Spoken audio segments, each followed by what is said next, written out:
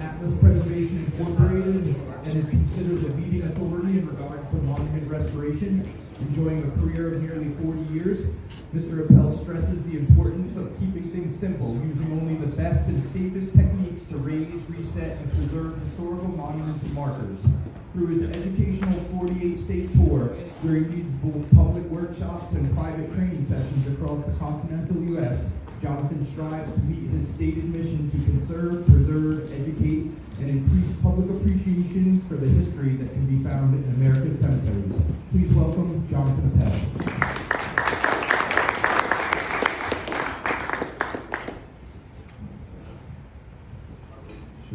Okay. Hello. How you doing? I'm not used to that microphone, but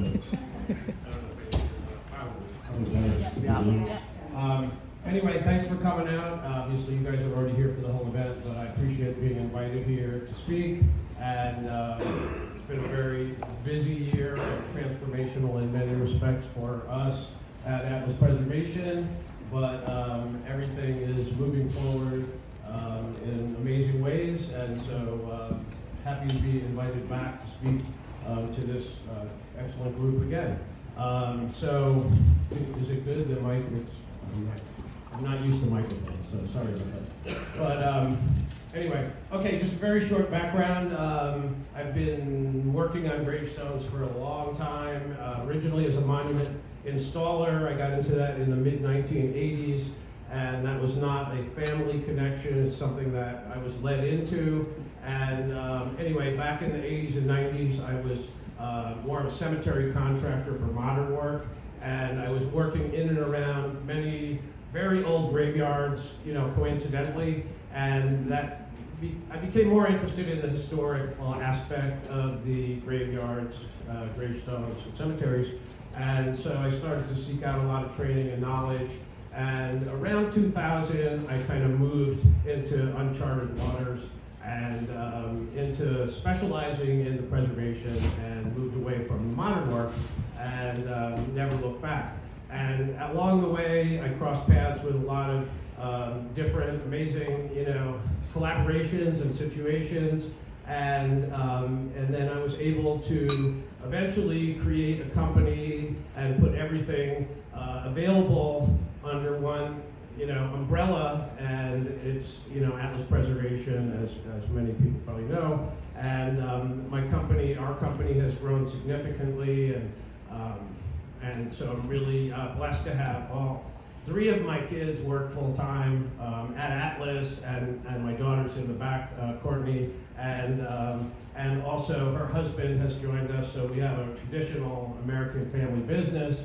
And so we're really happy and proud to be able to have that connection. And anyway, moving forward, I'll just mention a couple other footnotes and we'll get started.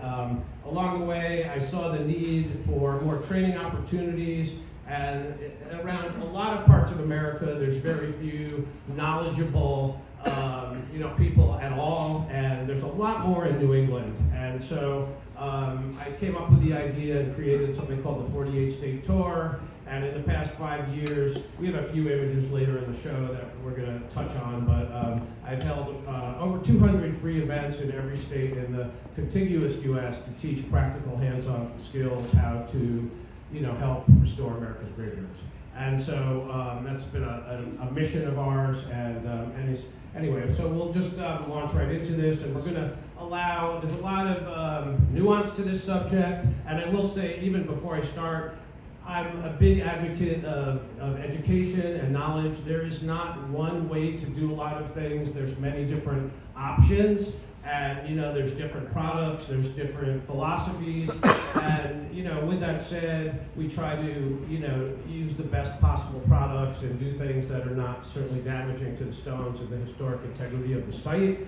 But I just want to kind of say that up front, that there's not one answer to a lot of questions, so I'm very respectful of, you know, different people have different ideologies and philosophies and come from different backgrounds, and so that's really important to me to be sensitive to that. So I'm just going to launch in, and so the first image right here, actually I had, it's primarily a new presentation, but I kept that image and we updated it, and that was kind of the most famous thing that I've worked on is at Jamestown in Virginia, and they theorize it might be the oldest gravestone in America, but actually they're not sure. But the dating they theorized was 1627. They call it the Knight's Tomb, and I was brought in and collaborated with Preservation Virginia, and Jamestown Historic Site is the flagship of Preservation Virginia, and one of the oldest settlement of significance in America.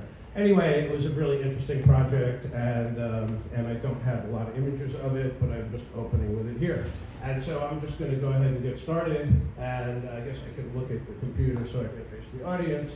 And so, yeah, most cemeteries are open to the public, and so I've always, since I got into this field 20 years ago, a big advocate of safety. And when I was first kind of working on the historical sections, there was a lot of interest in saving the historic zones, but with not really considering like things that were maybe not quite as old that were dangerous, like physically dangerous, and like monuments fall and hurt people, and this involves also the people doing maintenance. And so this is a subject that I am an expert on, and I have been involved, unfortunately, in a couple of court cases and things like that. But anyway, I'm a big advocate of making things safe. And you can see when monuments lean like that, there's nothing holding them together. Another subject, there's no one protocol for how you install a monument or how you connect a monument. In the UK and England, there are regulations, there's laws. In the United States, as I like to say, it's the Wild West. So anyway, moving forward, as I said, the families, are no longer involved a lot of times, and so there's not anyone to care for these stones anymore. And so we see situations like this, and most of you are probably, almost everyone here is like some kind of a cemeterian, obviously, or you wouldn't be here, and you understand the weight and the danger of monuments like this. But the answers are not simple, because the families, who's paying to fix this? And once it falls, I mean, that's pretty obvious that's going to fall, right? I mean, gravity is, an unstoppable force. And then, say there's no budget, you leave it on the ground, well then how do you mow around it? And it also could fall on another family's plot, depending on the direction it falls, if it's, graves in front or back, and usually that's the way cemeteries are laid out.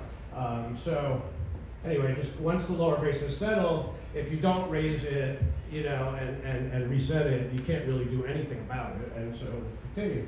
Now, I've traveled coast to coast in a lot of places in the middle, and even on my days off, I'm always seeking historic graveyards.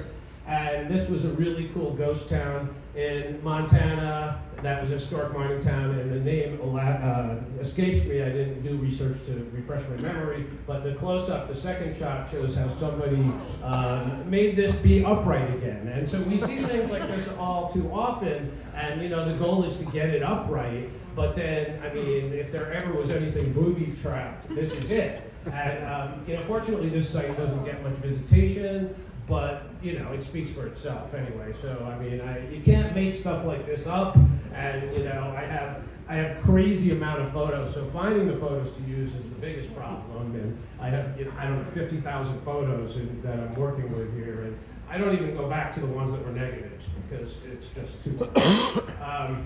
Anyway, I've encountered some signs, and I think that this would be a wise kind of thing to consider. To warn people, and also there'd probably be some protections of liability, because every cemetery I go to has dangerous monuments, and there's not an easy answer to it, but I'm just kind of throwing it out there from what I observe and see. And I kind of like this was, a more kind of simple, and for people that don't even speak English, I think I really would like to have these made and available at a reasonable price to purchase, because I think there's a great need for signage. The potential there is a good thing. So now, there's too much to read here, but I found this doing some research a long time ago, and it's from 1891. It was a New York Times archives, and I'm not going to read the whole thing, but it says that some horses were in the cemetery, and they saw some blowing paper, basically, and they freaked out and started running around. But it tells a story of how they galloped off and actually knocked down a derrick that was raising a monument. This is 1891. And it talks about them the horses running wild And this is Evergreen Cemetery in Brooklyn. Incidentally, I worked at that cemetery about a decade ago. And, but it's just interesting to me because it talks about the horses running wild and breaking monuments, knocking over monuments. And so when we come upon things, we don't know what happened. And it could have been a storm, it could have been a collapsed grave, but it could have been a horse running crazy. So, I mean, fortunately in this description, no one got killed, but, you know, anyway, I'm just saying. And so then I go probably right into this. And there have been, and unfortunately, fatalities, quite a few of them. I mean, it's not like, you know, it's not like a major, you know, thing, you know, statistically, but, you know, no one wants to be involved, you know, with this type of thing. But this was made national news, and of course there was lawsuits and everything. And this was in Park City, Utah, and the kid just, you know, monument fell and killed him. And so I just showed a couple of these. I have kind of collected many of these kind of. I've kind of moved away from this. This is not my primary focus, but you know, I was kind of very kind of focused on this for a while. But this was another situation where a volunteer actually was trying to reset a monument and fell on him and killed him. And this was an adult, and young adult, 29 years old. And this was also kind of interesting. I mean, if that's not probably the right word, but I had done a workshop in upstate New York, up in the Watertown region. I don't know the exact name of the town. And then about within a year or two, I got a email. Sorry, I'm like breathing in the microphone. I got an email from the person who hosted the event, and they just sent me this. And I'm like, oh my God, I hope that wasn't someone that I was teaching or something. And it wasn't. It had nothing to do with me. It's like, hey, it would have been nice to write a note and give me some backstory here. But anyway, I mean, it's a horrible thing. And so this is what I try to, you know, in all the training I've done. And I estimate we never tabulated and really kept track of people attending. I don't know why I keep speaking like this. We never kept track of how many people have actually attended events. It's very sensitive. But I estimate about 7,000 or 8,000 people have attended 48 state tour events in the past 5 years in every state in the lower 48. And so I stress safety heavily. And like when we see dangerous monuments, I'm like, don't touch it. Like, you know, unless we're doing this together, you know, under supervision, you know, because they're dangerous. And you know, most people don't realize, you guys do, but you know, stone weighs close to 200 pounds a cubic foot, and the narrower they are and the taller they are, you know, the more dangerous they are. And just a lot of times they're not connected, and they should be structurally connected, bonded, and you know, even if they're vertical up and down, they may not have any connection at all, and they might just be sitting there waiting to topple. Anyway, we'll move forward.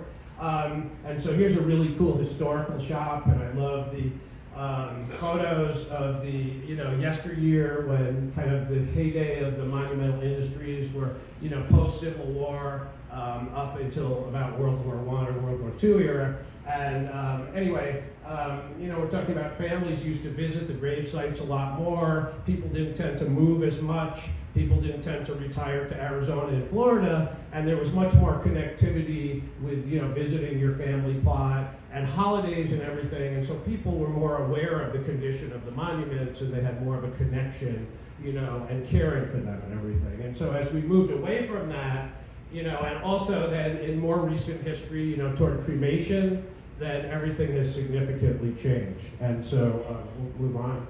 And excuse me, wrong direction.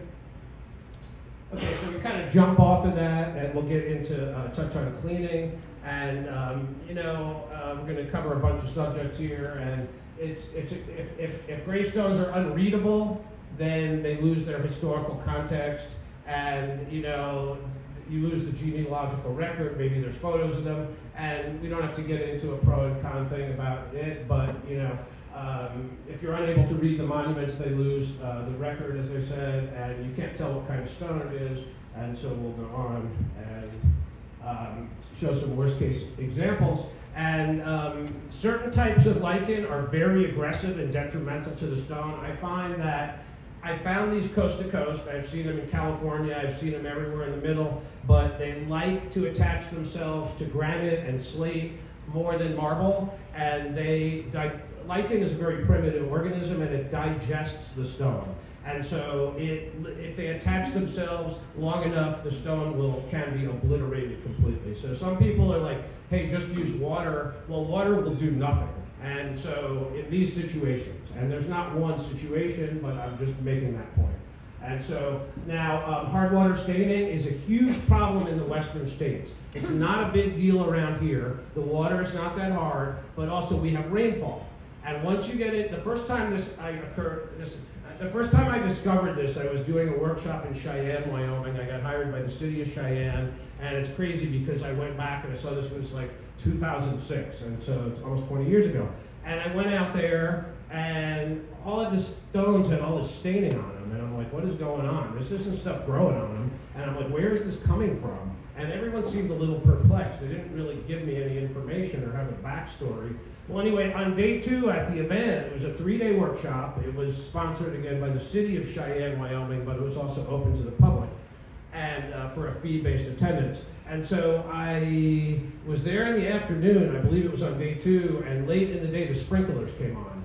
And immediately I was like, what's in that water? And then it was like, all of a sudden the information came out that was obvious. They're like, oh, it's irrigation water. And actually we had to replace the pipes because the pipes were all clogged up and it's unfiltered water and it's super hard.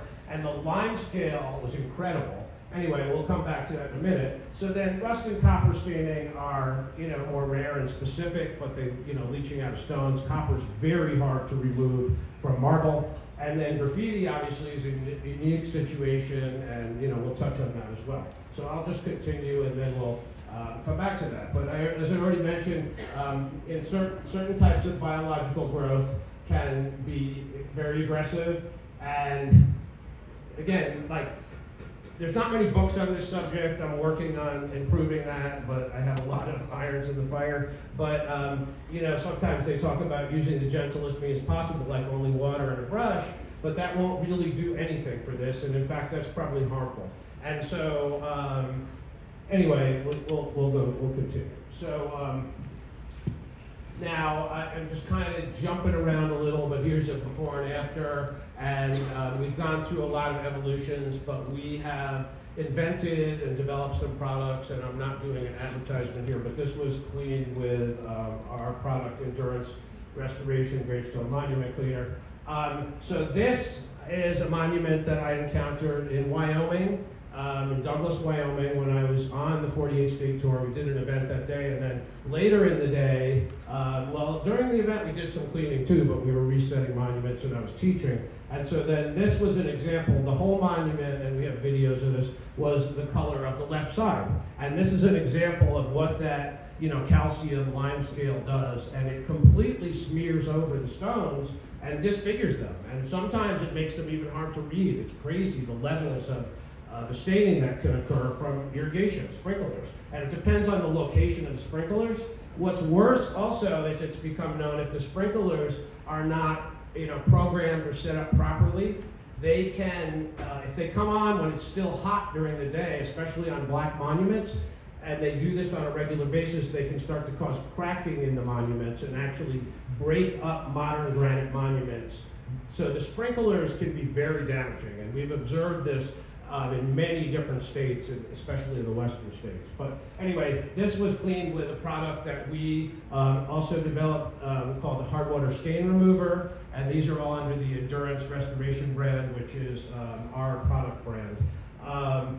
This was based on a product called Sparks, which was made in Texas, and research was done. The NCPTT, the National Center for Preservation Technology Training, collaborated and did some research and came up with this product called Sparks, was the best cleaner. And then lo and behold, we were selling it, and it was not that popular, but we're in a different part of the country. Anyway, the company closed, and they just shut their doors after 50 years in business. And so we had the product basically, reverse engineered and developed our own version of it, which is really, really effective. The other part of this cleaning methodology is to use a recycled glass block, which will not scratch the granite. And to be clear again, this is acid-based product for granite cleaning, okay? But I'm just showing some different examples. I think it's better on the side. Okay, so Obviously, a lot of people here, probably most of you know about pin damage, and monuments went through a lot of different changes in development, but once we started to include kind of flat joining techniques, putting one piece on top of another, as opposed to, you know, key-weighted stones where tablets were placed into a socket, there was a need to then connect them somehow, and so they started to drill holes and put pins in them. Obviously, using pins and metal rods and dowels and rebar, and you can call them many different things, have been used for you know, since Roman times and before, but unfortunately the ferrous metal does not work out well in many situations, and so this is kind of the end result. So now we're kind of talking about different, that was actually really focused not on the pin damage but the staining. So graffiti is very specific and obviously a very unfortunate thing, and it's the kind of thing, you know, that, you know, we just want to, you know, obviously not have it happen, but if it does, we need to deal with it. And so we're just touching on that's another kind of stain. So we're going to jump back in and talk about safety a little more now. We kind of went full circle. And yeah, I mean, I encountered this monument in Tennessee, and that is a large monument. And I did a training there for the Nashville Historic Cemetery, and you know, we took care of that. But yeah, I encountered it like that. That was not my work in progress, okay? So somebody did that to try to stop it from falling over, okay? I don't remember the exact thickness, but you can see it's a large monument. And so you just see a lot of things, you know. So now, foundations are something that are not really discussed that much, except by people like you guys, because, you know, many of your locations probably install the foundations, but in other situations, when I was a monument installer, you know, it depended on the cemetery. Obviously, some cemeteries, you know, did all the foundation work, and the monument company we worked for, I was never in sales, I was in installation, I was a subcontractor, you know, they had to, you know, send in the paperwork, you know, everything had to be in order, and, you know, they had to, you know, pay the fee, and then the foundation would be installed. We would show up and set the monument.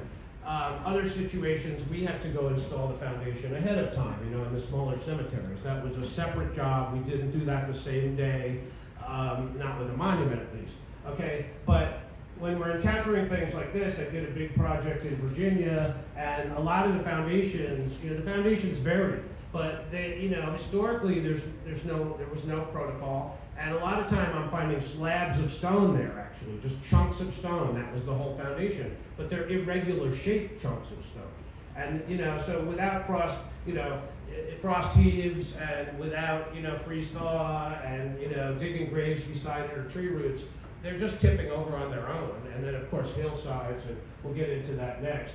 And so hilly cemeteries are the worst, and you guys probably, some of you have hilly sections. They're always a challenge. Everything wants to go downhill, and it's a, you know, geological phenomenon, earth creep, soil creep. If you look at fence posts, at telephone poles, they're going downhill.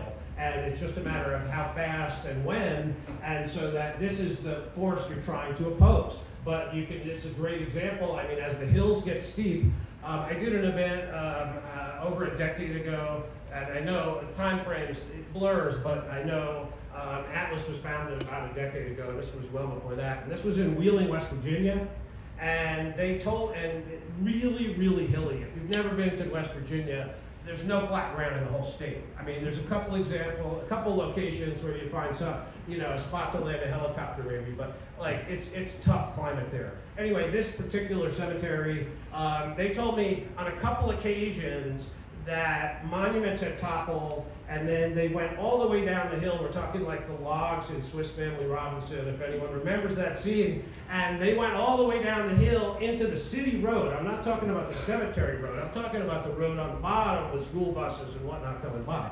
And they're like, oh, on a few occasions when the monument, like nothing's stopping it. I mean, the hill's this steep. Once the thing goes over, it's going. And so, and you know, God forbid if they had any of those ball sphere top monuments, because that's, you know, that would be, you know, picking up speed. But anyway, this was in Glastonbury, Connecticut, a place that I've worked on and off for decades. And there was a tree beside this, and the tree took this monument out. And it was in tough condition to begin with. I mean, it's pretty obvious because it was Connecticut brownstone. It had a lot of delamination. We're not really focused on that here. I know, and Mark is sitting in the back over there. He's doing a lot of work on Connecticut brownstone, so I'll just throw out a shout out to him. And anyway, this monument fell and it broke up in the process, and I did restore it and raise it back up. But the point is, the tree took it down, and then it was already in bad shape. So. And you guys all have trees to deal with. It's a problem because it's expensive to have them cut down, and those guys, they like to get paid well. And I don't blame them. It's really dangerous work, but it's one of these things. It's like it's ongoing. Some sites. I just mentioned one more tree story. I did some work in Norwalk. And the cemetery, East Norwalk or whatever the town is, there's a city roadway goes circles around the whole cemetery. I forget the exact part of Norwalk. And this is probably 20 years ago. And anyway, there was one big obelisk in the whole cemetery. One tree came down outside the fence and took out the biggest obelisk in the whole cemetery. It was a perfect shot. It was by far the biggest monument. It was the only tree. And it found that monument. So we get back into the pinning, and we see all too many stones like this. And this was, they were doing the best they could. They expected these to last. This was not a foreseen problem. It was impossible to predict this. And you have to understand that the strength of materials and the way the Industrial Revolution changed America, they didn't really understand how these things were going to behave in the long run. They just really didn't. When concrete was first invented, and this was like when they really starting to use it in the late 1800s, very early 1900s, they did testing and they put rebar in it and embedded it, and then they monitored it, but they didn't monitor it for that long, and they came up with the conclusion that the rebar embedded in concrete would last 500 years. There would be no problem at all. And the reason is because for the first year, it's an alkaline environment when the concrete's still curing slowly, and then it flips and it becomes acidic and it starts to rust. But they didn't monitor it for long enough. And so this is the same kind of principle. They were putting these metal pins in, but what's worse is one of the most common joining techniques was sulfur. Why sulfur? It was reasonable in cost, it was available, it melts really easily. And so they would puddle sulfur around these a lot of time. They would also use lead or mortar, but the sulfur itself will combine with the rusting metal and create sulfuric acid, and then it just dissolves the marble. So, not good. Then, certain parts of the country, there's a practice that's very common nationally, and it was very common, I should say. And so, and again, this monumental era was really in its heyday after the Civil War, and into the early 1900s, and there was a practice that was very common using locally available material for the lower base. Why? It would save money. The lower base was less important cosmetically, but also if you were making a marble monument, marble didn't do well in ground contact either, and so they would oftentimes use a local material for this lower base. However, unfortunately, we get situations like this all too often with delamination. A lot of time what they were using in the middle of the country is limestone. Sometimes sandstone, you go further out west, rhyolite or volcanic rock. But anyway, we get situations like this where the whole base is disintegrating, and there's really not a simple resolution, but taking the whole monument apart, and if it's 10 or 20 feet tall, it's a big problem. Mowers, you guys all deal with this, and I'm not going to dwell on it. Mowers are, to me, it's like a dog in the road. It's just when these stones were going up, these thin tablet stones, they didn't have power mowers. Generally speaking. I mean, there's some time periods they did, but generally speaking, they were cutting by hand, they were cutting less often, and there was not an expectation that a cemetery was going to be like a golf course. They tended to have high grass, and so anyway, you get my point, they do a lot of damage in modern times. Now, herbicide can be incredibly damaging, okay? And I have other situations, photos that are just incredible, but you don't want to save time cutting the grass, I guess is the theory. It looks horrible, it causes erosion, it causes monuments to topple.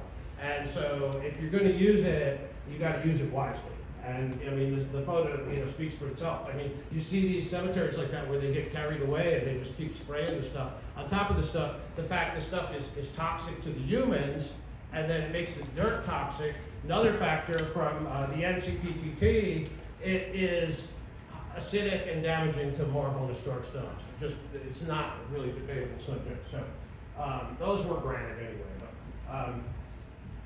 Anyway, perpetual care, we're not going to get into that. It's an interesting thing. I see the little signs put up, the bronze plaque, sometimes not little, sometimes very heavy, sometimes etched into the stone itself. They had annual care, perpetual care. They had all different kind of designations. But by and large, for the most part, most of those didn't include the monument itself.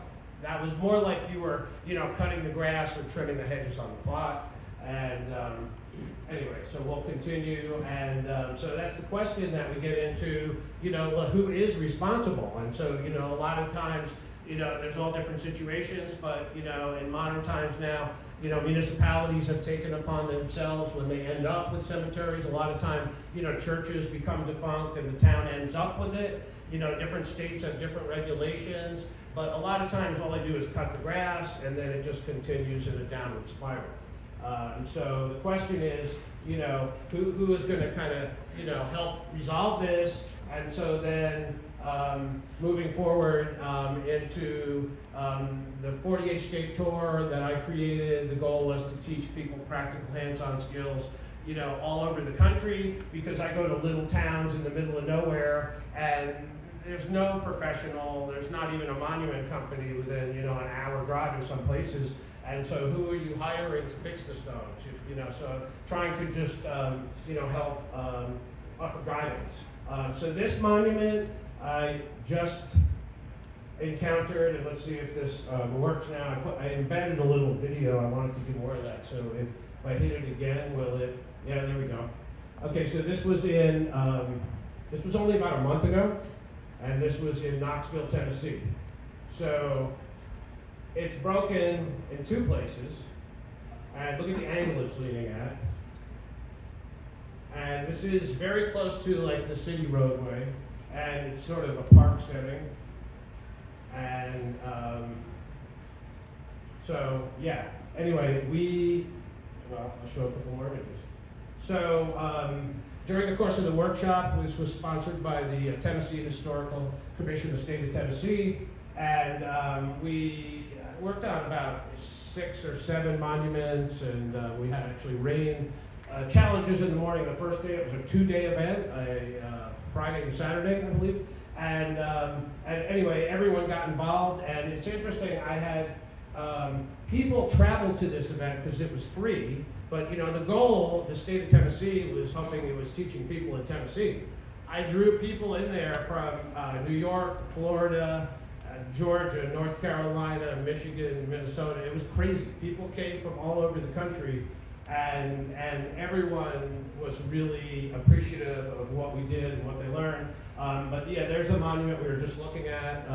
When it was all joined back together, we did everything, but then we did a little infill along the joint. And in this situation, we used a mortar-based infill with a white marble sand mixed in. So then I'm showing some other images of 48 state tour events, and I started the 48 state tour in 2020, believe it or not, during COVID. COVID had interrupted everything and changed everything. Obviously, everyone was affected in different ways, but all of my planned events were canceled. And anyway, eventually I got very frustrated staying in one place, and I came up with this vision because the events were outside. I was able to thread the needle and create a national tour during COVID, and that's when the 48 state tour was born. My original goal was a little ambitious, to do 48 events in 48 days, including travel, to see if it was possible. Of course, I didn't know if I was going to have interruptions because of all the restrictions that were occurring, and I was threading the needle between what states and what regulations. And It was very interesting because I got into the western states, there was no regulations, and so every state, it seemed that politics were playing a very large role in the guidance that people were getting. But anyway, I had major weather issues, and the first event was canceled in Colorado because of snow in September, early September, but it was at 10,000 feet. Then the whole West Coast was on fire, so I got smoked out of the West Coast and I got rained out of the South, but I did 41 events in 49 days because I had added the District of Columbia and drove 15,000 miles, and it was a big success. And so then I continued with the tour, and every year until this year, we actually didn't have any official tour events, but next year we're going to. And so I just have some different images. We did not have age restrictions. Obviously, we were very sensitive to the safety. And so we had children attend some events and help, and I think if kids are starting to be interested in this kind of stuff at a young age, they're probably going to stay interested. So I'm a big advocate of education of all ages.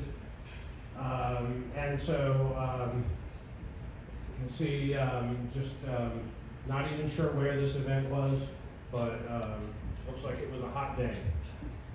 So.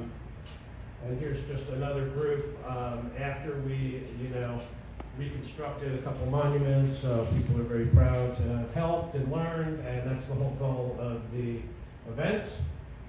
And I'm just waiting for that beautiful sky and the short sleeves again, because I'm not all about the winter anymore so much. The photo on the right was in California, in a gold rush cemetery, really interesting. And you want to go into that era region, there's really aggressive lichen there as well. And it's quite interesting, but destroying some of the stone. So then just a few, kind of bring it back full circle. We had a lot of developmental changes in our company, but we have expanded and moved to a new facility this year, which is in this photo that Courtney took this morning. And so now our showroom has grown from probably 350 square feet to about 3,500 square feet. And so we're really excited to have the space to develop more products, and also my whole thing is inventing products, and I just realized I invented something called a gravestone repair bracket, and I forgot to put a picture in this presentation, but anyway, we're working on a new sign, but that's a piece of the building, which is 15,000 square feet, and we brought our old sign over, so it's dwarfed onto this giant building. We went from having maybe about 10 parking spaces to having about 70, so we don't need 70 parking spaces, but anyway. So along the way, we've been developing more products and collaborating with a lot of really significant companies, rebranding some things that already exist in the marketplace and creating new products as well. And so like the bronze oil that we have here under our name now actually is a product that is made by the only company in America that still makes bronze mausoleum doors. And they provide this oil to their customers to apply it to the bronze doors to help keep them in good condition, like enriching the metal. And it's a really excellent product. It's largely paraffin oil. And but anyway, so like I said, we have different collaborations with different companies that are excellent and experienced in their specialties. And so that we very recently came out with some treatments as well that are not limited to gravestone applications. And we can have discussions about that. And like I said before, I don't push any particular product, but what I will say is that we have people calling us every day asking what they can do to help save something. And especially like with the stone consolidation treatment, when a stone is a sandstone and it's disintegrating, it's pretty obvious that it's going to continue. And so an intervention then is needed. I know that different people have different ideologies and different philosophies. And, in many fields, a conservator, could be very minimalistic, or they could be much more proactive about certain things. And so, again, we're not pushing any one thing for any one situation, but we offer choice to people and try to have a wide range of products. And I'll say that on a broader spectrum, we have over 2,500 products in our business. And some other things that, we're near the end anyway, but that I have been collecting and acquiring aggregates from all over the country for different applications. So in other words, we have like Barry granite sand. We have sand from, mahogany sand from South Dakota. And what is the purpose of that? Well, if you're like doing monument restoration, and the goal is to have a lot more of those, but with the granites, I only have those 2 right now. But then we also have multiple different marble sands, limestone sands, slate sands. And so that I am also working on formulating restoration mortars that are pre-made out of these materials. So in other words, if you need to do repair on granite, you can use primarily granite to do the repair instead of using sand and pigmenting it. Anyway, that's Courtney and I. And we are about to launch the plan because we did not actually do a tour this year, and we're going to do a significant tour next year. 2026 is also going to be the 10th anniversary of our company, and it'll be, so we're looking for locations, and we have a lot of offers from last year, and so we're going to actually review them and consider them as well. But basically, we're putting out the call for more people interested in collaborating to hold events. Now, I'll just also mention, I do professional training in all different aspects that are focused on specific subjects, but I'm not, really pushing any of that. I'm just mentioning it because, it just occurred to me. But anyway, I think that's the whole, went through it pretty quickly. This is a photo that was just taken of me in Hyannis, Mass, where I'm nearing the completion of a major job in right downtown in Hyannis. And it's been an amazing project to work on. I'll just mention, because I'm looking at the picture, the settling of the stones there in the sand is crazy. And so I could do a whole separate presentation on that, but we encountered bases that were 2 feet deep, that had 0 foundations under them, that were put there in the 1850s, like just sunk 2 feet. And really interesting, a tremendous number of brownstone bases there that were like really hand-hewn, very odd shapes, not meant to be seen. And anyway, it's been a very rewarding project, and I was still working there a few days ago, and depending on what I'm doing, the ground was not frozen at all there yet, still. So it might have changed a little now, but it's still not too bad. So I think that's about it. I probably went through it pretty quickly, but we can follow up now. This thing's driving me crazy. Probably should have used it in the first place. Anyway, any questions, any comments, anyone wondering about anything that might be of interest? No one's ready. Or any of these cleaners, like similar to like D2, where it's like over time cleaner that you put on, or they all, how are they applied? Thank you. Here. That down. So yeah, the primary cleaner, we invented the endurance restoration gravestone monument cleaners based on similar science, quaternary ammonia, ammonium surfactants. From all the testing we've done, we actually were testing it for over 3 years before we released it to the public. It's faster and more effective, we have found, and our customers agree. It's about a fraction, it's almost half the price. Yes, it's based on similar technology, and that cleaner is. Now, in the case where you had like half the stone and tells you half the not, how was that other half clean? Like how was it wiped out? Oh, no, there was no power washing done. We have videos of that. I'll mention we have a lot of different stuff is online. So we have Atlas Preservation on Facebook, and also Endurance, restoration products. We have pages and there's videos showing this. But anyway, that cleaning process is you apply the cleaner just directly onto the stone. And again, this is an acid-based cleaner designed for granite. You ideally for a stubborn staining, you can just use a brush, like a natural Bristol Eco brush. But we use a recycled glass block that we call a clean stone. There's some different companies that make that. And glass blocks do not scratch or damage polished granite. And so the glass block in conjunction with it, and we have video showing the whole process, and very effective. So yeah, that's it. There was no power washing. This was done just with what was available in the back of my vehicle after an event late in the day. So, Are you against power washing, or you just don't do it basically like for it? I don't think pressure washing would take off this. First of all, I mean, okay, so that's a great question. I'm not saying just power washing, I'm talking about after you apply the product.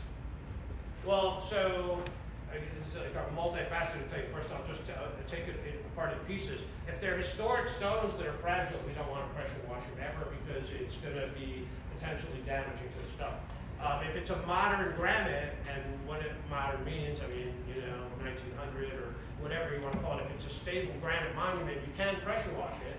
However, to use a pressure washer, you need to have that piece of equipment and a water source. And so you need a lot of things to do that. And so generally pressure washers need pressure to start. Like you can't just create the pressure from nothing. Usually you need running water, or you need a whole system for it. And so the other thing is a lot of bigger cemeteries, and places on hills, and you can't even get equipment in, or pull hoses that are hundreds of yards long. And so the practicality of it. But so, for historic materials, again, for sandstone, for marble, for limestone, you don't want to pressure wash it. It's just too much pressure, and it's going to damage the stone. You're going to remove the soil with the stone. On granite, it's certainly an option.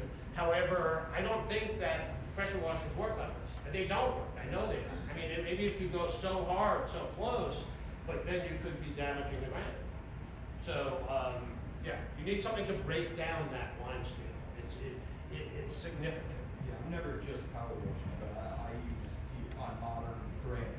I'll use D2 in combination with the power washing, and I get phenomenal results. Exactly. Well, what we have found though is usually, and again, if you're in a hurry, certainly if there's, a family that wants to see results because there's a funeral coming or they're coming from out of town to visit, that's one criteria, but we find that it's not even necessary to brush or rinse at all. And so if it's biological growth, if you just give it more time, it will self-clean. And that photo of that stone, I showed the one photo, like there was, that was, they might have brushed that actually, because that was a custom.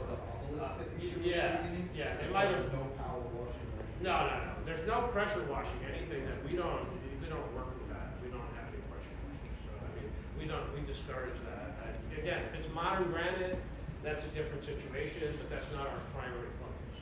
So, any other questions? What's my last name? Sure. Sorry, that one you showed from August to October, was that for the, they were supplied in August and then over time it became like it did in October, or was that? Absolutely. Yeah, it was only a month in between and so I'm guessing what they did is, which is the typical protocol at workshops, is apply the product and give it 10 or 20 minutes dwell time, and then use a soft bristle brush and rinse, and then just walk away.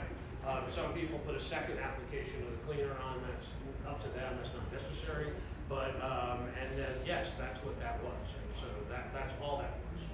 Yeah, I can. What did you use with graffiti? Sorry, say it again. What did you use on graffiti? Oh, good question.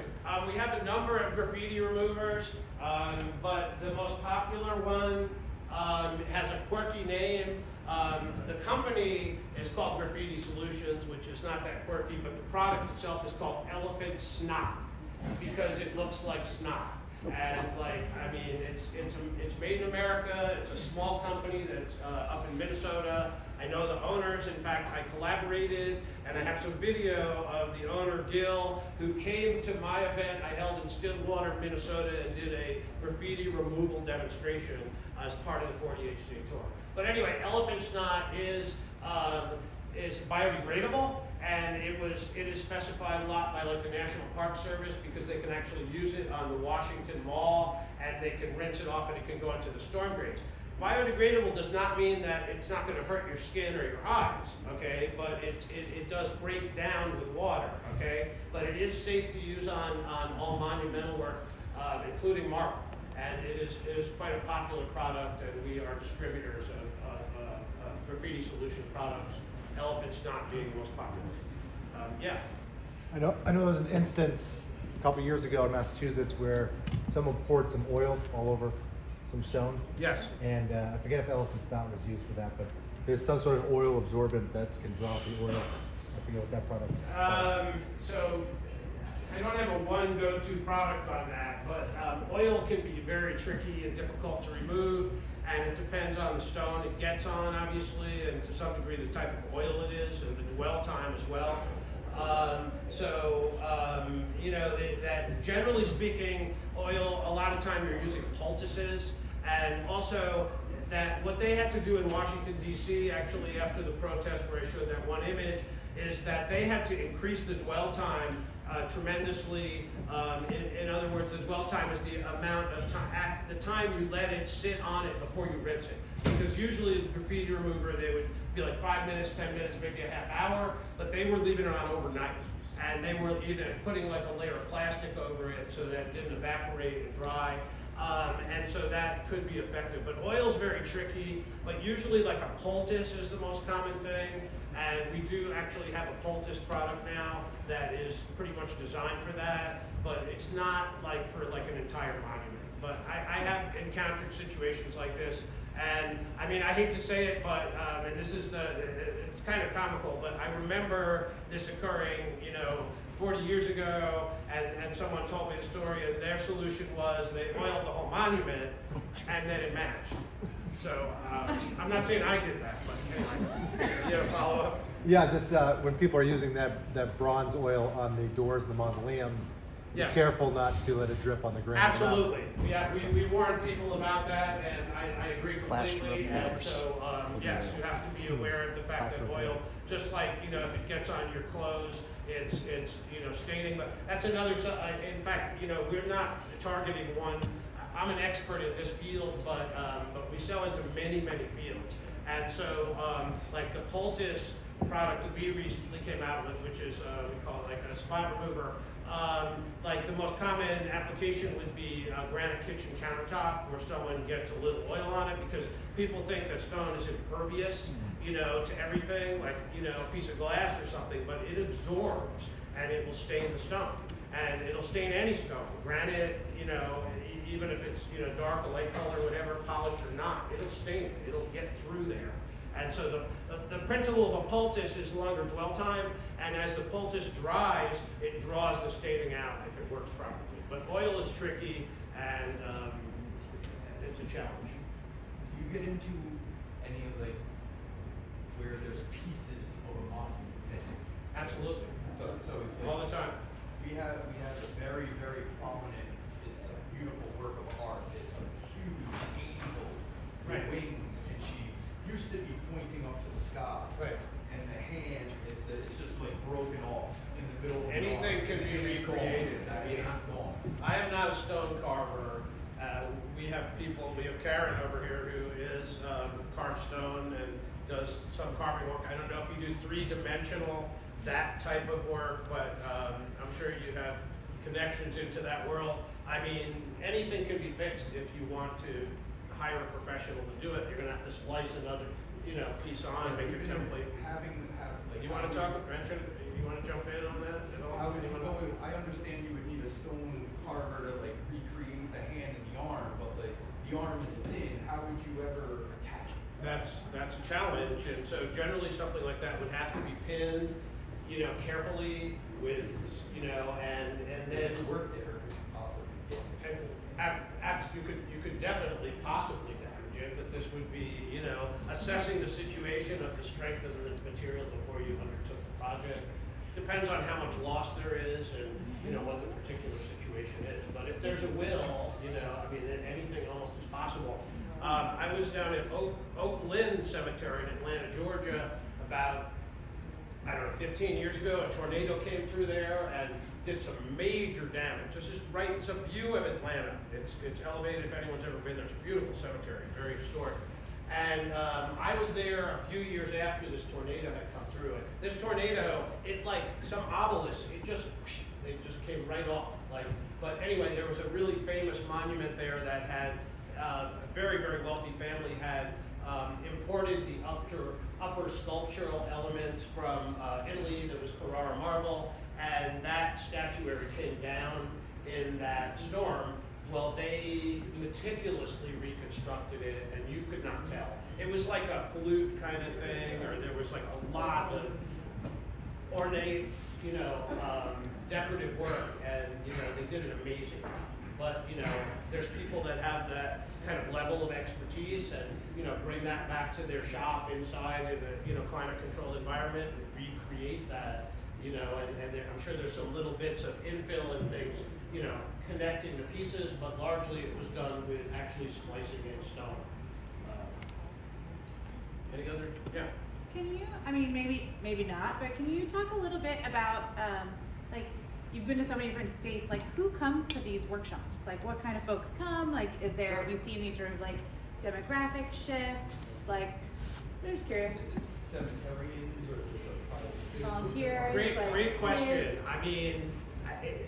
Everyone you can possibly imagine is the only way I can answer it. Every event is different, and different regions.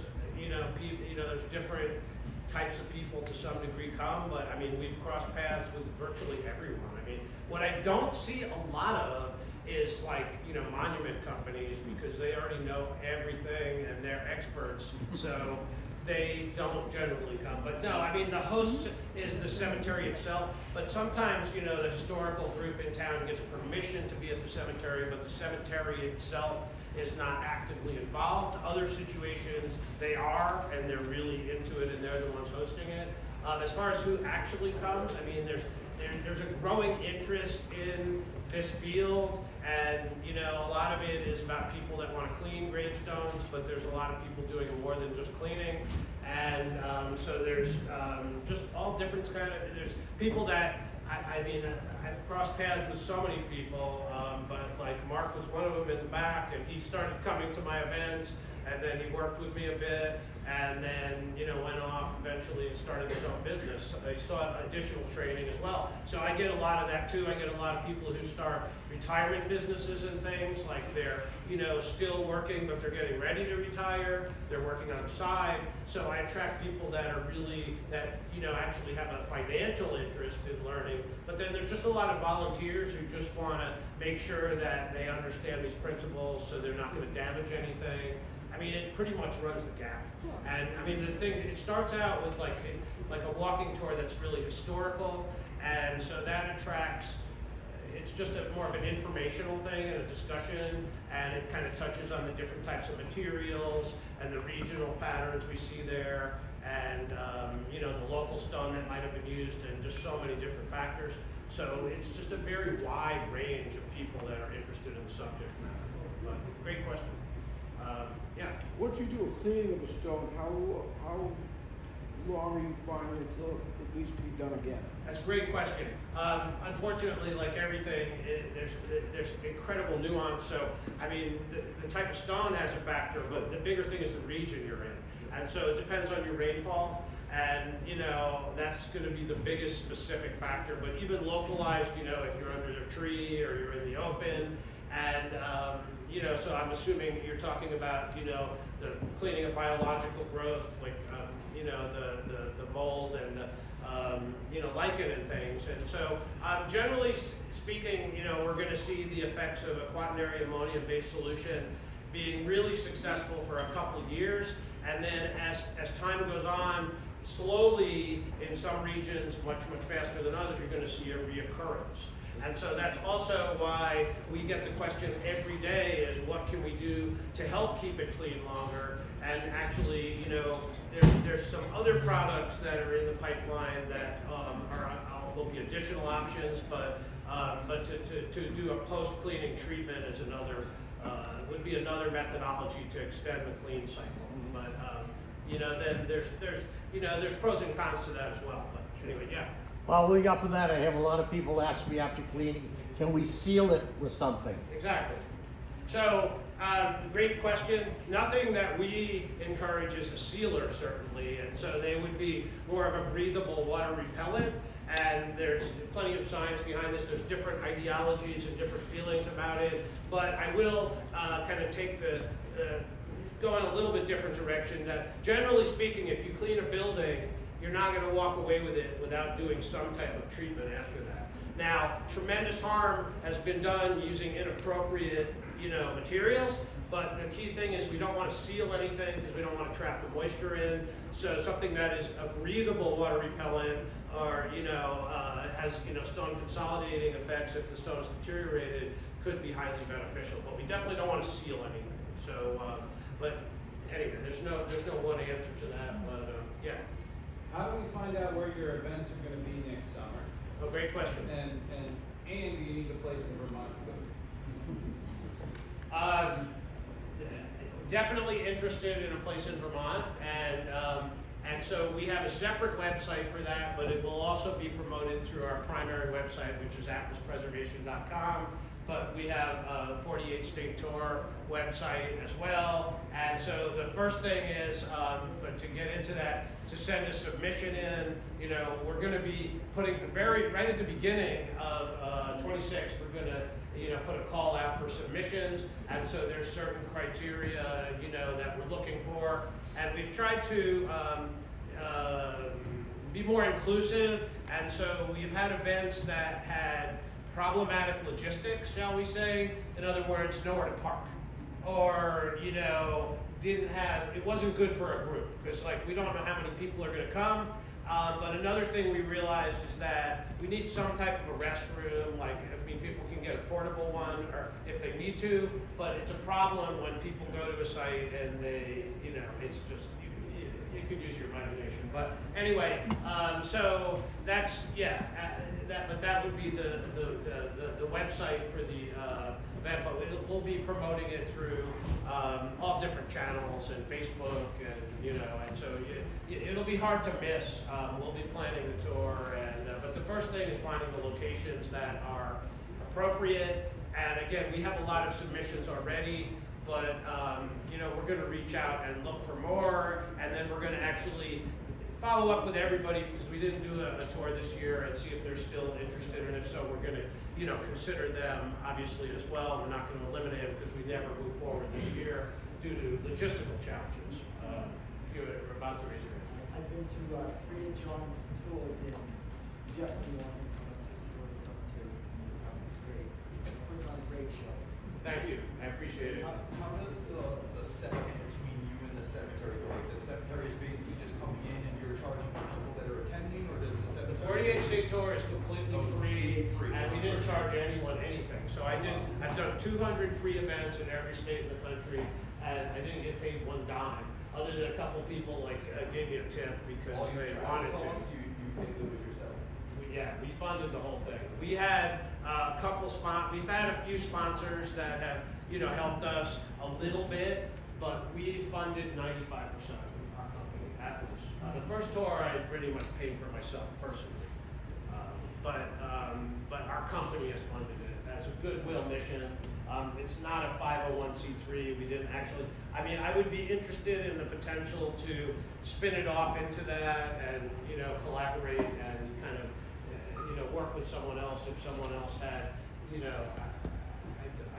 I can't do it alone forever, put it that way. I'd like it to grow into something that was more of a collaborative effort, but at this point, we are doing another tour next year, and so we were going to charge this year, and then we never did it because we were looking to charge a modest fee to offset some of the costs, but we never even did the tour, and now we pretty much decided next year we're not going to charge. We're just going to continue with the mission, and I have an infinite amount of paid work personally, but again, I'm trying to.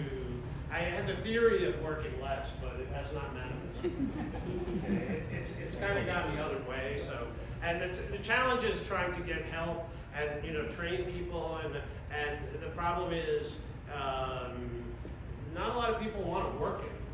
And as I like to say, as soon as they get off the shovels, one of my corniest jokes, the thing about this kind of work is it's a lot like work.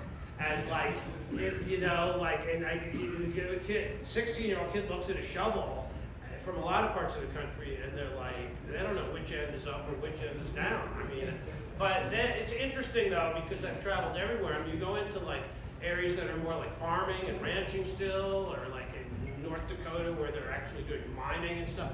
And like, these people got tools, you know, these people know how to use tools, so it's different in different parts of the country. I did an event in North Dakota, and I can't remember the town's name right now, but anyway, this was on the original 48 state tour, and I got up there, and it was on a Sunday, because I did 48 days in a row, and I didn't think anyone was gonna be there, because there was no one in the whole town. It was Sunday, but it turns out that the pastor from the church told everyone to go to the cemetery instead of going to church that day, and that was how we were gonna serve the church's mission. And so we had the whole town in the cemetery. When I got there, there was cars lined down the block, and it was an amazing event. But the reason I thought of it was, well, twofold. First of all, the pastor, the priest, minister, I'm not sure his title, he got plans to make a tripod and raise up some monuments that he saw online or something. I don't really know, but he managed to like use some like house jacks or something, and because there were some monuments that fell in a storm, and he actually raised a monument up, but this was like a 3-ring circus, and then he had no idea what to do next. Like the thing was in the air, but he couldn't really, it was kind of like, that's as far as he got. But anyway, the reason I thought of it is we walked around the whole place, and there was all these different issues. It was a good sized site, and on a hill, and so then we started talking about a bunch of different things, and like I'm going from one stone to the next, and it's a visual overview, assessment, historical tour. It's like everything all at once, you know. And we go through the thing, and then it's like a 3-ring circus. I go back up to the top, and these guys, they were like miners, whatever. They had their trucks, all their equipment. They had a hole dug the size of a grave. I mean, I wasn't even involved with it. I'm like, okay, like they're like, okay, now what do we do? And then I had the priest on the bottom of the hill, and he was raising something up with a tripod. He had no idea what he was doing. I'm like, wow, this is going to be a challenging day here. So, but it was an amazing workshop actually, and we got a huge amount done, and they were a great group. And so it's just like every region has its own, you know, that kind of goes back to your question, who comes? And that day the whole church came, and the whole county, you know, because it's a small county. And I think other town, it was Animus. That was the town, Animus, North Dakota. It was somewhere west of Fargo. So obviously you're only selecting one cemetery from every state for the tour. So last year I did 56 events in 82 days. So many of the states I did, a bunch of states I did, bigger states like California, I did 2 events in the state while I was in the state. But yeah, so that was pretty much the goal. Usually was 1 per state. So would you, I'm talking about like outside the tour, could a cemetery contact you? All the time. Organize, That's what I do. I do that. Like, the cemetery organizes. I do that all the time. But yeah, those are fee-based events. Yeah, because yeah. I have to get paid then. But yes, I do that on a regular basis all the time. In all different states. And you walk all different states. That's what I just did one in Tennessee, and so, in fact, that collaboration came about originally from the 48 state tour. I did an event there that was attended by this guy Graham Perry, who works for the state of Tennessee in the historic commission department or whatever the exact title is, and he came to the event randomly. I didn't know him, he thought it was a great event, and then we started talking, and then he got me to do another event in Nashville at this big African American cemetery, and because it was in Nashville where his where his bosses work, he was able to get them to come to the event and see what occurred. Both of those events were completely free, but after they saw the value in what I did and how it got the community involved and made a physical difference in training and knowledge, then the state of Tennessee moved forward with funding 2 events a year. And I've been working with the state of Arkansas like that. I've worked with many states. North Carolina I had, but they shut the program down when there was financial budget issues some years ago. But I've collaborated with many states in that way. But more than states, usually it's you know, active cemeteries, our local historical societies that, you know, are, You could put on an event as, I'm thinking specifically for my state organization, we could have the cemetery association host like event and have it come to us, almost like a tour, but it's a paid event. right, and I do, and so, and if it's a fee-based event, and I say I'm doing a 3-day event, whatever we set up, and I give you a price, then it's up to you to do whatever you want after, and you could charge them a modest, you know, whatever, a modest fee to attend if you want, or, you know, that's up to you. But that, I don't limit attendance then, I just, you know, say I'm gonna do the event for X dollars, because I figure in my travel and my costs and materials. I also do like kind of work/project events, which are unique, and I don't think almost anyone else does that kind of thing, when I just jump into stuff. In other words, if they say, well, we have, you know, a backhoe and an extend-a-hoe, and we could actually raise tall things, you know, if you can rig it, if you have the knowledge to, like, we have 4 fallen obelisks and we want to raise them, I'll just come work with you and get those all set, you know. But it's something that targeted then, you know, ahead of time, so I can plan accordingly and have all the proper ideal equipment that I can, you know, bring together to target that goal.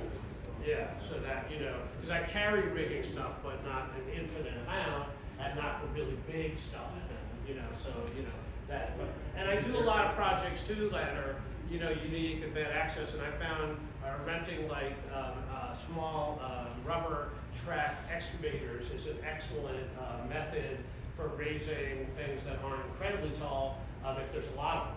And I take the bucket off completely, and then you can just come in anywhere and just use that to lift. And the beauty of them is they go in narrow areas, they generally don't do much damage, and then you can pick things up and spin the house 360, and So there's, you don't have any limit on like the size of monument that you're capable of, because that's an issue that I have, there's some I mean, monuments that I'm just not capable of doing. We don't have. well, you need to have equipment, you need to make the equipment big enough to do what you need to do, or procure the equipment necessary. I mean, most things today are done with hydraulic machinery, but I mean, I can do large things with primitive technology, but it takes a longer time. But I built big, I could have shown videos of that too, but a couple of years ago I raised almost a 3,000-pound monument along with a big tripod that I created. But this monument, a car crashed into it and slid off the road, and I estimated it was about 2,600 pounds, but it was 27 feet. And the upper base went about 35 feet, and I estimated that was 1,600 pounds. That was in Lyme, New Hampshire, and that was a fun project, but I made videos of it. I did the whole thing alone. I had no one there with me. But I set up the tripod and made videos, so I can prove I did it.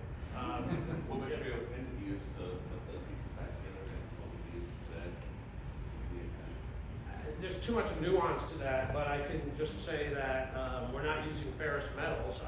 Most of the pinning material we sell, and we have most of, would be really high-end fiberglass rebar that's also used in construction. That's actually, the high-end fiberglass is laminated, it's not extruded, which is a big nuance, but you wouldn't really know. But this stuff is interchangeable as rebar in construction, depending on the specifications. We also have something more innovative, which is basalt, which is an unusual material, but it's not the actual rock, it's basalt rebar that's combined with epoxy. It's actually made into fibers and then twisted like a cable, and so it's pretty interesting. It's not really specified much, so it's a little obscure. And then we also have stainless steel, like helicoils. I would like to have more stainless steel options, but yeah, that's about what we have. So it's mostly fiberglass is what I would plan toward. The other question? Sure. Are there trade schools that are teaching this? I couldn't hear you, I'm sorry. Are there trade schools that are teaching this? Not really, and this is one of my goals, and I have collaborated with many different groups and schools. I had an ongoing thing with Savannah Technical College in Georgia because an old friend, a collaborator when I was involved with a group called Preservation Trades Network, was the director of a program, and so I did a whole bunch of events down in Savannah. They were not curriculum based, but they were open to students to attend. And I also worked with the American Building Art School in Charleston, South Carolina, and you know, I've had different collaborations in different places. Even out in Utah, I worked with a place called Snow College, traditional building program, and in Colorado, Rocky Mountain College. But unfortunately, most of these programs did not even, the programs have failed in a lot of these places, and there is no program. That this is one of my kind of goals, is to try to professionalize the whole field, but it's a very challenging task because there's not, there's a lot of different people who have a lot of different theories on everything. And what I find is there's a lot of people, and I come up with words all the time that I call them theoreticians, because there's a lot of people who theorize about things, but they don't actually do anything. And so the thing is that I actually do this for a living, and I actually go back to the places where I did work 10 or 20 years ago, and it's usually still holding up well. I mean, people call me back 10 or 20 years later to, you know, do more work. And so, but the problem is it's a very kind of amorphous field. It's very hard to professionalize, but we're working on trying to make improvements in that way as well. But yeah, there's so this would be something to look toward collaborations. I did have some connectivity with the MBNA, the Monument Builders of North America, but that's a monumental organization with that some of you probably know of. But you know, they are monument companies that have this professional affiliation, but they have their own way, and they don't really care about restoration for the most part. They're more about new monuments. And so that's something that I actually was talking about with them, is trying to even come up with some guidelines, if you will. They wouldn't be regulations for how you install a new monument. Because what I encountered, and I was very surprised when I was a monument installer, and I was taught how to install a monument, you know, use monument compound. I was taught use monument compound and plastic spacers. But there's nothing structural about them. And these plastic spacers are actually very slippery on a polished stone. I've moved away from those, and we use lead now, which is a traditional material, lead wedge. But the monument compound, we still use it, but we use epoxy internally to give it strength. And you could also drill and add pins, certainly. If a monument is tall or prone to fail, you know, pins, drilling and pinning would certainly be a good additional, you know, safety measure. But the problem is there's no one solution, and everyone has different theories. And so it's very hard to bring a community together. And what I find is a lot of people go off on their own, and then they kind of come up with new theories. What I see is all these people now came up with this theory that I kind of think I helped start, but they misconstrued, because I brought, okay, so this whole field goes into something, it blends into historic masonry in some situations. Not in average cemeteries, but if you go to some parts of the country, say Wilmington, North Carolina, or Charleston, South Carolina, there's a lot of brickwork. And the raised brick pedestals are intertwined with the monumental work, and if the pedestal is failing, the monuments are falling over, and they're intertwined. Now also sometimes there's brick structures like box tombs and things, and they have stone tops. But this is not that common in, you know, a lot of the country, but it does blend together. And also built mausoleums, and I wanted to show some photos of this big mausoleum that Mark worked on back there too in Frankfort, Kentucky, and that was not a monument. it was a building, and so this subject blends into other subject matter. But anyway, I'll finish the topic quickly. A lot of people have started to use historic mortar to join marble monuments, okay? But historic pointing mortar is not structural, and it was never historically used for that purpose. I think they think that that was the way they were joined historically, and they're trying to do something that's historically accurate, but it's not. And they haven't done the research or read the historic books, which we have and we own. And so it's just a very misconstrued kind of thing, but it's become popularized by certain people that have this methodology, and then they teach it to other people. But yeah. One brief thing I wanted to mention, some of the early pictures he had of monuments walking off tilted bases. Yes. If you notice, every one of those was a polished surface on the base. What Not happens? everyone, but a Yeah, lot. you get a little tilt there, a little moisture gets in there, freezes, lifts the stone, and that layer of ice just starts sliding the stone right off it. You might want to think about prohibiting polished top surfaces on the bases. Save you some headaches down the line. Yeah, not a bad idea. But yeah, the one we did at Knoxville was not at all polished and still walked. And I've also done projects near train tracks where things on level bases actually walk from the vibrations. But absolutely polished, I agree completely. And a footnote on that, if you are going to use any kind of an epoxy to create an internal structural bond, you should remove the polish. Best way would be with a diamond blade on a grinder, and the way tools have advanced now, back when I was doing this work in the 80s and 90s, we didn't have the powerful hand, portable tools that we could, I gotta drill a hole in this and I can just get out and do, no, that was a shock thing, when the tools didn't exist to do that in the field back then. So that makes it a lot easier having tools like that available. But yeah, great point on the polished bases.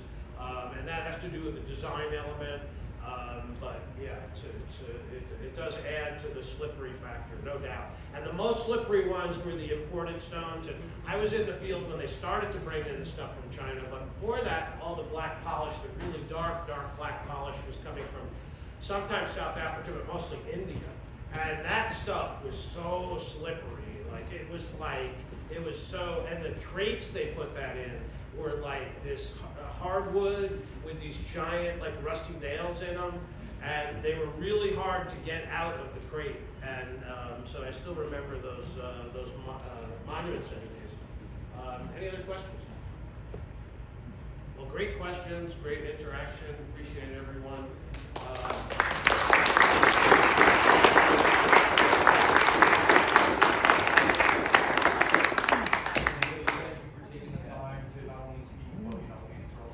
No, it makes it kind of